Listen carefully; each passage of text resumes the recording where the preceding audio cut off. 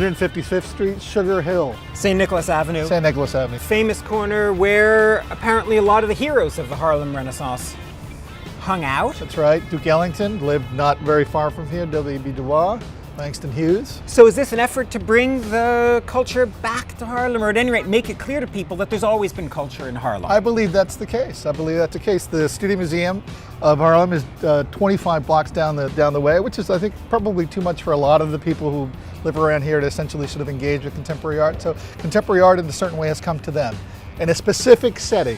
I can't say I see anything in here that I think, wow, that's a really good work of art. But you know, maybe it doesn't matter if I like the art, if you like the art. What matters is just that it's here, that there's an attempt to actually make art matter in the world of the 99%. Exactly. This is work that's intended to basically sort of show art to the community, show contemporary art to the community, and also sort of engage them, socially engaged art. Yep. So, art. Blackness, awash. Awash in a sea of, what are they now? Ebony and ivory. Wait a minute, I feel a song coming on. There you go. Should we do it? Ebony and... You go ahead and do it. So this is the keys from 400 pianos. And in the middle of it, this African-American head. The artist got access to tons of these things, and he basically sort of trucked them in to almost drown this African-American head. Cast adrift.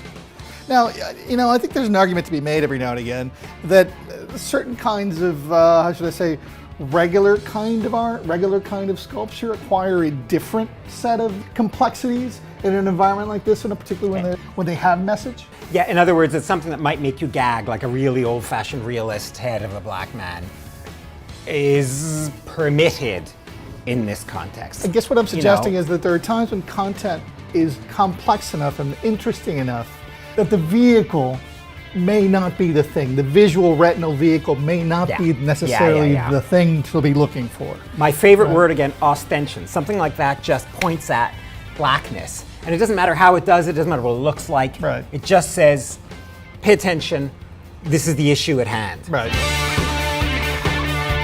In a way, for a figurative sculpture, this treatment is so banal, so cliched, that it doesn't matter. It's emptied of content and just becomes, again, a finger pointing at a subject. Right. It's almost, in a weird way, like a photograph, where you just read right through it to the subject, and the subject is in praise of a great black thinker in the great black neighborhood. Well, and also in our own time, as opposed to basically sort of like shuttling him to history. Right. And you're absolutely right. Supervising. Yeah, and you're absolutely right. Cliches also are a form of material. Right, that's interesting. I like that. It's cliche as clay. Right. You're not so dumb sometimes, occasionally, so long as we leave Coons out of the equation. For now, at least, these apartments have art. But there's something special to these home furnishings. Do you remember what that is, Blake? Yes, Mr. Teacher. Camila Rashid. This is an artist who was homeless herself. Her whole family was homeless in California. For a decade. What I really like about this is that it doesn't look like art. It's not arty. It doesn't say, I am art. It's just stuff, and you do with it whatever you want. And for me, that's a real sign of success with art. Art that doesn't look like art, for me, is a really positive thing. Right. She didn't go and build a white cube inside of a gallery.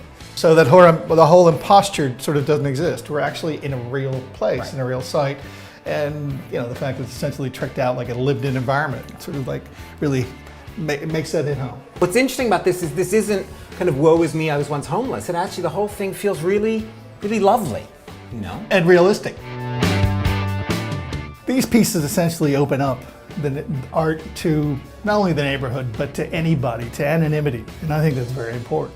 People from the neighborhood, gorgeous black and whites, just saying, here we are. It's the kind of work that makes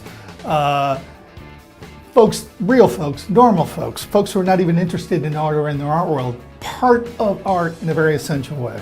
This is who we are. This is still a place that matters. This isn't just somewhere for tourists like fancy art critics to come. This piece and others that are in this exhibition somehow or other make art more porous. It's not just in the age of Duke Ellington. This is now. There are people who matter.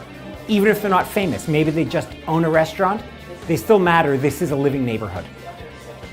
It's a show that obviously breaks down walls with the white cube. It also sort of breaks down some basic conceptual walls about what art should do, and in this case is doing. I think that's a wonderful thing.